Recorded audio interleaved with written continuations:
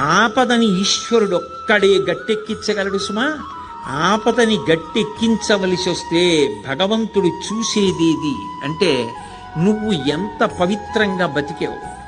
నువ్వు ఇతరులకు హాని చెయ్యగలిగి ఉండి కూడా చెయ్యకుండా నిన్ను నువ్వు నిభాయించుకున్న సందర్భాలేవి.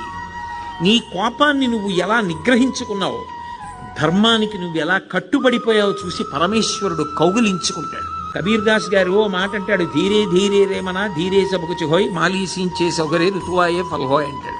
ఇవాళ విత్తనాలు పెట్టి నేను బిందెలు నీళ్లు పోస్తే జామ చెట్టు వచ్చి కాయలు కాస్తుందా? ఇవాళ విత్తనం పెట్టి కొద్ది కొద్దిగా నీళ్లు పోస్తే ఒక 5 ఏళ్ల తర్వాత చెట్టే విరగ కాస్తుంది. ధర్మాన్ని నమ్ముకున్నవాడు పాడవడు.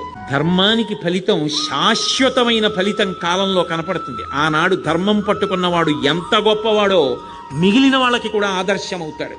ధర్మం వదిలినవాడు నశించిపోతాడు. అది నిరూపించాడు భాగవతం ప్రారంభంలోనే.